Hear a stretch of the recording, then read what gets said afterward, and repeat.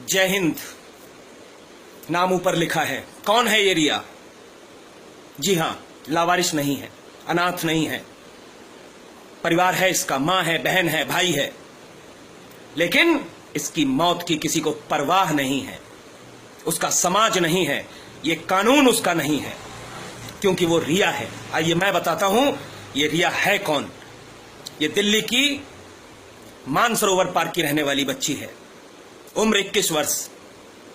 मामला, इसकी हत्या हो गई कल मतलब 6 जुलाई 2017। चाकुओं से गोदकर आदिल नाम के लड़के ने हत्या कर दी। हत्या की वजह आदिल के प्रेम संबंध को स्वीकारने से इनकार करना।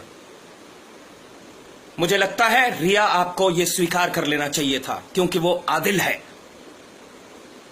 वो आदिल है, इसलिए आपको स्वीकार कर लेना चाहिए था। वो कोई दिनेश, रमेश, महेश, राकेश या दीपक नहीं है।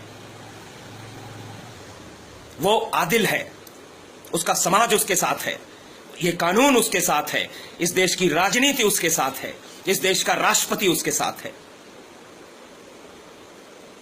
पूछिए कैसे? यहां मैं जोड़ देता हूं, यहां मैं स्पष्ट कर देता हूं कि अभी कुछ दिन पहले पलवल में एक जुनैद नाम के व्यक्ति की हत्या हुई। बिल्कुल स्पष्ट है उस जुनैद के मामले में कि वो ट्रेन में एक लड़की को छेड़ रहा था। उस लड़की को छेड़ने से जब उसके भाई ने मना किया तो हाथापाई हुई, मारपीट हुई। समाज ने, उस ट्रेन में मौजूद समाज ने उस लड़की के साथ छेड़खानी का विरोध किया, मारपीट हुई। चूंकि आदिल और जुनैद, इन लोगों को अपनी ताकत का पता होता है, ये माने नहीं, ये झगड़ा किया, इन्होंने भीड़ से झगड़ा किया और भीड़ ने जुनैद को मार दिया।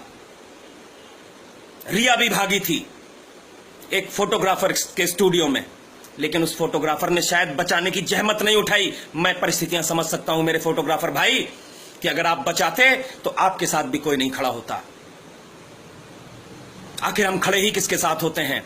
आप आदिल नहीं हैं, मैं जानता हूं।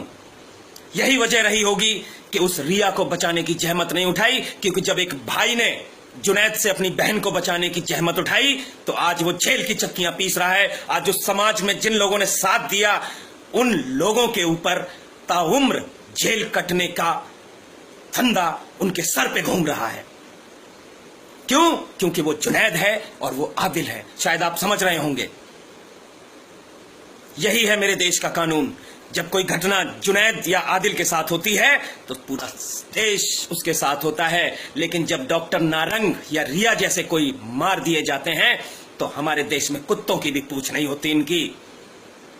राजनीति से लेकर समाज तक सब इनके साथ खड़े हैं।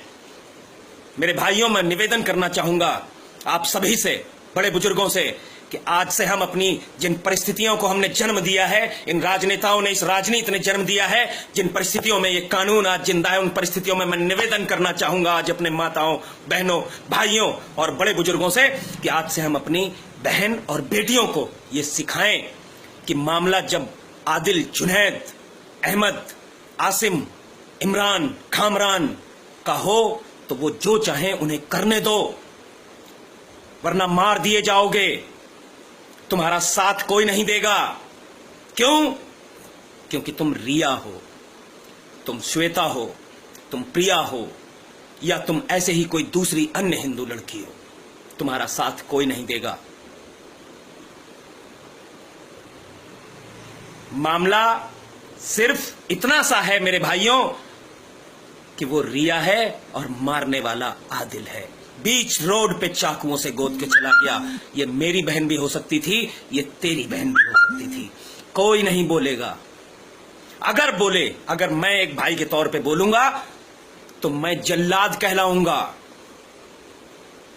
लेकिन इस वीडियो के माध्यम से मैं कानून के ठेकेदारों और राजनीति के राजकुमारों, बड़कुमारों को यह बताना चाहता हूं कि अगर मेरे सामने किसी की भी बहन को छेड़ा गया तो बेशक वो कौन है, हिंदू है या मुसलमान, ये देखकर नहीं, उसका वही हश्र होगा जो जुनैद का हुआ।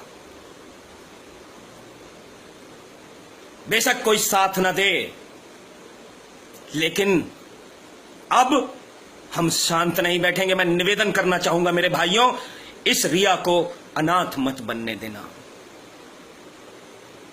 इस रिया को अगर आपके हृदय में इस लड़की के प्रति इतना सा भी लेश मात्र भी प्रेम है तो कुछ नहीं कर सकते तो इस वीडियो को पहुंचाइए, जिससे कि शायद कहीं ना कहीं कुछ लोग, एक समाज,